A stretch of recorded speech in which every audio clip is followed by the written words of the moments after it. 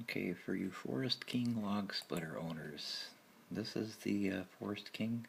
Sometimes they call it Grizzly. And there's the splitter, there's the action for the hydraulics, backwards, center, and reversing it right there. Okay, so just to show you, it's similar to what you've got. And we're looking down, and there's the driven hub, or the drive hub I should say, that comes off the motor. As you can tell, it's broken. It's got a whole mess of teeth missing off of it. And as you look down, you can see the driven hub. I've got it in my hand. As soon as I get down there, there we go, you can see it. The teeth are all missing off that. And there's also a little hole in it. I'm going to explain that to you a little bit later in the video here. So just hang on here so you can see the teeth there. They're all pretty much gone. That's the hydraulic motor there. So the hub's already been taken out, so both pieces are separate now. This is the kit that you'll be getting. It's got the drive hub, it's got the driven hub. That is the driven hub there. And then also there is the drive hub right there. You can see that. And you can't get them mixed up because that's the key that comes with it. One's a Woodruff, and I don't remember what the other one's name is, but you can see there is a difference in the keys. And that's the little set screw that goes in there. It's a 6mm, I believe, that gets screwed in, and you need to put Loctite on that when you put it back in, because I think that's part of the problem. One person and the Allen wrench that comes with the kit. So these all come in a kit for you.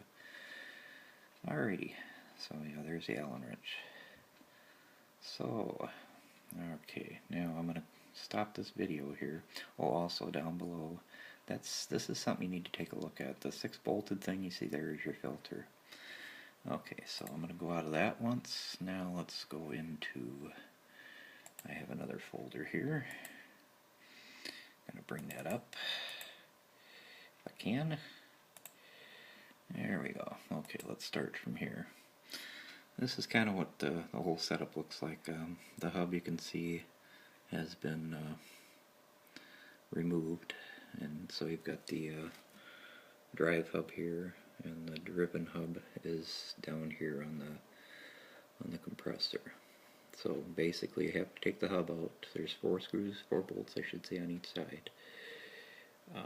And the hub comes apart, and the 2 drive and driven hubs will come apart. That's a picture of the particular one that we're working on. Like I said, Grizzly is another name that I saw, and actually I was looking at parts that Grizzly was, it seemed like they're almost identical between the 2 of them. That's the hub that goes between the 2. It's the adapter between the pump and the motor, and that's what the drive and the driven hub go through. You'll have to take that out of there, and that's, like I said, the 4 bolts on each side. Okay, and then underneath, like I said, that's the filter that's underneath. It's directly below the engine, and the 6 bolts there, we noticed were a little bit loose, and you can see that little towel down there. We ended up having to clean up a little bit of a mess with that. Okay, so basically I took a regular puller, to pull this broken piece off the drive hub here, and I was able to get that off. We did have to adapt. Well, you get the 2-half, what do you call it, the pullers that, it's got 1/2 that bolts together with the other half, and then get a puller behind it, because the key that's inside here on this one actually got jammed, so I basically had to get a puller on this to get it to come off, and this hub here broke in half when it came off. I noticed the shaft, which is underneath this, did have a little bit of a damage on it, but I was able to put the new key in, and also the new hub on it. Once you get the new hubs on, you just basically put the 2 halves back together, and also it doesn't hurt to actually mark that, let me see, this centerpiece here, this hub that goes between the pump and the engine. You know, and I would mark the engine side to make sure that you actually put this in properly. This plate right here needs to be taken off, these 4 bolts here, because when you go to put the drive and driven hubs in, the driven hub, which is on the pump side, is going to have that little, that small set screw that goes in. It's got an Allen wrench, and I think the Loctite, it's the medium style Loctite, is a you put a drop on there when you put it back in. That'll ensure that it stays in there. So we put it back together, made sure that that set screw was in there with Loctite, took it out, we checked the oil to make sure that it was full, and tried it out, and it seemed to work just fine. So hopefully this is helpful to you. You know, if you're in the middle of splitting wood and all of a sudden everything stops, this could very well be the problem.